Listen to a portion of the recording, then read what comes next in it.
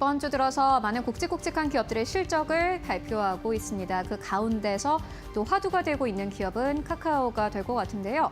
어제 카카오가 최종 모든 실적을 발표를 했습니다. 그리고 오늘 아침에 관련된 리포트가 발행이 됐는데 보시다시피 4분기 같은 경우에는 1조 9천억 원 가량의 매출이 집계가 됐습니다. YOY 기준으로 했을 때 2% 넘게 줄어든 것으로 나타났고요. 4분기 기준으로 했을 때 매출은 2조 원대 가깝게, 그리고 영업이익은 보시다시피 1,000억 원대입니다. 사실 매출이 거의 2조 원 가까이가 되는데 영업이익이 약간 아쉽죠. YOY 기준으로 했을 때 33% 넘게 줄어든 것으로 나타났습니다. 톡비즈의 경우에는 전년 동기 대비했을 때 4.7% 넘게 늘어났는데 좀 아쉬운 부분이 컨텐츠 쪽인 것 같습니다. 12% 넘게 줄어든 것으로 나타났고요. 보시다시피 컨텐츠 매출은 계속해서 좀 부진한 흐름을 나타내고 있습니다.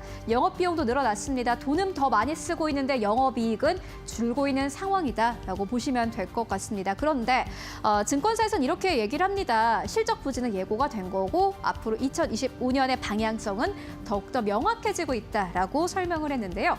그렇다면은 2025년에는 어떠한 방향성을 현재 가지고 가고 있을까요? 이어서 만나보시죠.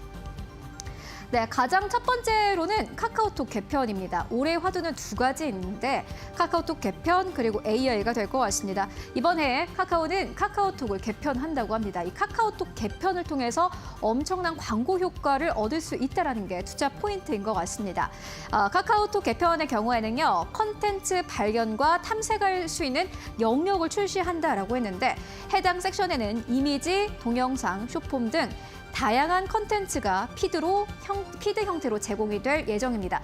말 그대로 SNS 기능, 인스타그램과 같은 이러한 기능을 카카오톡에 넣겠다라는 건데요. 이를 통해서 개편을 통해서 광고 인벤토리가 추가가 되고요. 해당 성과가 하반기부터 본격적으로 반영될 예정입니다. 톡비즈 매출 성장률 상승으로 이어질 전망이다라는 코멘트가 나왔고요. 두 번째로는 인공지능입니다. 카카오톡 개편뿐만이 아니라 AI가 사실 최근에는 카카오를 끌어올리고 있는 모멘텀 중 하나가 될 것 같은데 카나나를 시작으로 카카오톡의 커머스, 지도 등 주요 기능에 AI 기능이 추가될 예정이라고 합니다. 우리가 이미 편하게 쓰고 있는 앱에 AI 기능을 추가하게 되면 얼마나 더 편해지게 될까요? 상반기는 사실상 좀 부진하겠지만 하반기부터는 광고 지면 추가에 따라서 실적 개선이 기대된다라는 설명 나오고 있습니다. 말 그대로 앱에 AI 기능을 추가하게 되면은 더욱더 편리해질 거고 이용자들은 더 많아질 테고요. 이용자들이 더 많아지면 당연히 광고비는 비싸게 되겠죠. 그렇게 앞으로 카카오는 본인들의 수익을 끌어나가겠다라는 의지를 밝혔습니다. 한국투자증권은 이렇게 이야기를 합니다. 오픈소스 진영의 성능 향상과 전반적인 API 가격 하락 등 국내 인터넷 기업들이 AI를 활용하기에 좋은 환경이 조성되고 있고 이를 활용해 가장 큰 성과를 거둘 수 있는 기업 중 하나가 카카오다라면서 투자 의견을 그대로 매수로 유지를 했고요. 2025년의 방향성은 확실해졌다라면서 목표 주가를 49,000원으로 그대로 유지했습니다. 앞으로 카카오 주가 흐름 함께 계속해서 체크해 보시면 좋을 것 같습니다. 지금까지 두 번째 마켓 무버 전해드렸습니다. 자, 마켓 무버 최윤 앵커와 함께 확인해봤고 이제 오늘 시장을 움직인 종목들도 좀 확인해 봐야 되겠죠. 오늘 어떤 종목이 눈에 띄셨어요, 교수님? 저는 첫 번째 삼성전기를 좀 준비를 했는데요. 물론 뭐 가격적으로 작년 말서부터 지금까지 한 40% 정도 넘게 올라왔기 때문에 좀 부담이 있긴 합니다만은 시장의 좀 분위기와 좀 내용을 보면 좀 윗단을 좀 더 열어놓을 필요성이 있어서 삼성전기를 좀 준비를 했습니다. 최근에 삼성전자가 이제 유리기판 한다는 기사가 좀 나왔잖아요. 근데 삼성전기도 원래 유리기판을 하고 준비를 하고 있었고, 근데 뭐 시청자분들이나 이제 주주분들이 삼성전기가 유리기판을 하는데 근데 삼성전자는 왜 또 하지? 서로 경쟁을 하는 건가라고 이제 생각을 할 수 있어요. 협력을 하는 거예요? 뭐 그렇죠. 이게? 이제 다른 거거든요. 이제 뭐 좀 예를 들면 이제 우리가 보통 인터포저라는 게 있어요. 네. 이제 인터포저가 뭐냐면 우리가 보통 뭐 엔비디아를 예를 들면 이제 GPU가 있고 HBM이 옆에 있으면 그걸 이제 연결을 시켜주는 밑에 이제 깔아져 있는 기판을 네네. 우리가 보통 인터포저라고 얘기를 하는데 삼성은 그 인터포저를 유리로 바꾸겠다고 얘기를 하는 거고 삼성전기는 그 인터포저 밑에 있는 제일 큰 메인 기판이라고 할 수 있는 서브스트레이트라는 거를 이제 삼성전기를 하는 거거든요. 근데 삼성전기가 왜 그 인터포저를 근데 인터포저라는 것은 사실 실질적으로 그 반도체가 네모나니까 그 밑에 네모나게 깔리는 것도 인터포저라고 얘기를 네네네. 하거든요. 근데 보통 네모난 게 이제 같은 모양으로 들어가니까 근데 우리가 지금은 인터포저를 그 웨이퍼로 만들다 보니까 웨이퍼가 동그라니까 여기다 네모로 이제 자르다 보니까 겉에 남는 게 있잖아요.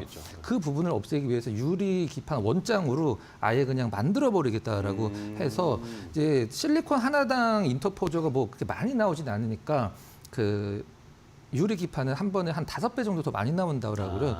그래서 이제 삼성전자가 그 인터포저를 유리 기판을 하겠다는 뜻이고 이제 삼성전기는 맨 밑에 있는 서브스트레이트를 하는 거로 생각을 하시면 될 것 같아요. 최근에 이제 그 DB 하이텍이랑 삼성전기의 기사를 보면 이구한신이라는 단어가 엄청 많이 나와요. 그렇죠. 좀 뭐 다들 아시겠지만 이제 뭐 헌 것을 새 것으로 바꾼다라는 그런 뜻인데 중국 쪽에서 이제 IT 기기들 뭐 이런 노트북 같은 거 새 걸로 바꾸면은 기존 것을 반납을 하면은 이제 보조금을 준다라고 해서 이제 수요가 엄청나서 DB 하이텍도 지금 뭐 공장 가동률이 본사 기준으로 뭐 풀 가동을 하고 있다라고 이제 뭐 기사가 많이 됐는데 삼성전기도 이제 아무래도 IT 기기 쪽이나 뭐 전기차 쪽으로 많이 들어가는 MLCC다 보니까 이 MLCC 공장 가동률이 최근에 가장 업데이트된 뉴스 기준으로 90%까지 가동률이 올라가고 있다라는 그런 소식도 전해 있어서 삼성전기하면 뭐 MLCC를 빼놓을 수가 없겠죠. 캐시카우니까 이런 부분들. 그다음에 뭐 전장용 하이브리드 렌즈를 만들겠다. 이런 부분들은 사실 뭐 나중 모멘텀이라고 볼 수 있고요. 잠깐 차트 보면서 어떤 식으로 좀 접근해야 될지 한번 말씀드리도록 하겠습니다. 자, 위쪽에 이제 파란색 선이 기관 수급인데요. 삼성전기의 차트와 거의 뭐 일치하는 걸 볼 수가 있겠죠. 그러네요.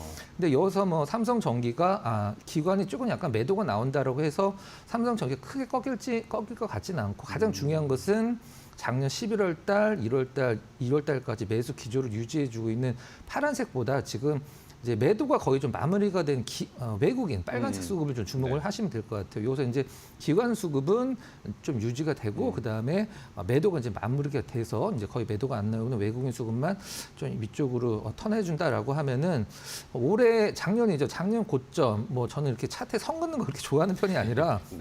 작년 고점까지 내용만 보면은 작년에 그렇게 실적이 좋지는 못했죠. 그래서 꼭 올해 턴한다라는 보장은 없긴 합니다만은 나름대로 분위기가 굉장히 좋기 때문에 뭐 목표가를 지금 이제 좀 약간 가격적인 부담을 느낄 수 있는 차트긴 합니다만은 조금 더 윗단을 바라보고 매수 기조를 좀 접근을 하셔도 이제 큰 무리가 없지 않을까라는 좀 생각을 하고 있습니다. 알겠습니다.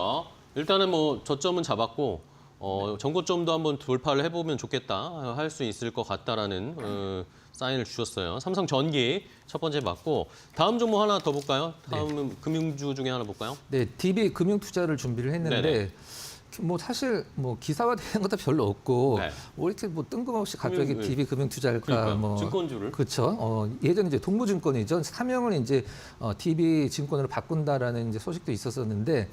제가 이 DB금융투자에서 가장 집중했던 건 무엇이냐면 작년에 일단 뭐 주주환원책 중소형주 중에 제일 처음에 이제 보통 27% 정도를 주주환원에 썼었는데 40%로 늘리겠다라고 해서 작년에 한 9월 달쯤에 급등이 나왔었는데 제가 화면 한번 보면서 말씀드려 보도록 할게요.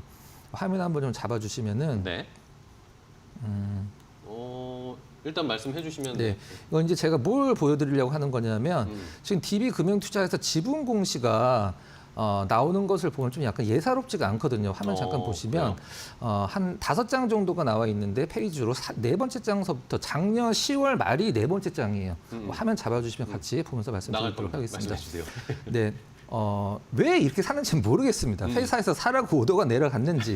자, 보면 이렇게 보면은 지금 맨 밑에가 작년 10월 말이에요. 근데 지금 네 번째 페이지죠. 세 번째 장 보면은 이제 12월 달 거, 그다음에 두 번째 장 거, 이제 올해 1월 거까지, 그다음에 첫 번째 장 이제 지금 2월 달까지 이게 횟수로 보면은 너무 많거든요. 내부 임원들이 매수를 하고 있군요. 네, 임원이랑 주요 주주들이 매수하는 게 이제 공시가 나온 건데 왜 이렇게 살까? 저는 사실 좀 의아스럽긴 합니다만은 이게 나쁜 건 아니잖아요. 실질적으로. 그렇죠. 뭐 특별한 어떤 호재가 있을 것 같지는 않긴 합니다만은 뭐 실적도 좀 좋아졌고 근데 저는 좀 약간 여담으로 그 동부증권을 쓰는 분들은 태어나서 한 번도 못 보긴 했는데 그러니까요. 이게 어떤 리테일보다도 좀 약간 그 기업 금융 관련해서 IB 쪽을 좀 약간 치중을 좀 많이 하는 것 같아요. 그래서 그쪽에서도 이제 성과가 많이 나오고 있고 하나 좀 리스크는 있긴 한데 뭐죠? 부동산 PF 관련돼서 좀 약간 리스크가 좀 있긴 합니다. 근데 지금 이제 아무래도 좀 약간 이런 경우에 이제 신용 등급이 뭐 내려가거나 그런 경우가 있잖아요. 근데 얼마 전에 또 A 플러스를 받았어요. 그래요? 그런 부분들이 이제 인터포저가 한 3,500억 정도 된다라고 해서 솔직히 좀 굉장히 좀 큰 금액이긴 합니다만은 시가총액 대비해서 너무 좀 세죠. 근데 좀 잘 해결되고 있는 것 같은 느낌이 들어요. 그래서 신용 등급이 좀 내려갔다라고 하면 의료 수용 부분도 있긴 합니다만은 신용 등급도 뭐 A 플러스를 받았고 네. 그다음에 뭐 임직원 특정 주주들이 정말 뭐 이렇게 표현하더라고요. 금모으기 운동하는 것 같다고. DB 금융투자 모으기 하고 있는 네, 건가요? 그래서 뭐 차트도 좀 이쁜 상황이고 네. 해서 좀 뭐 관심권에만 두자 이렇게 말씀을 드려보도록 하겠습니다. 알겠습니다. 네. 좋습니다. 저희가 뭐 캐치하지 못한 부분을 시그널을 잡아주셨어요. 내부에서 임직원이나 임원들이 좀 매수를 하고 있는 사인들이 계속 있으니까 그걸 저희도 한번 계속 주시하면서 DB 금융투자도 한번 전략을 세워보도록 하겠습니다.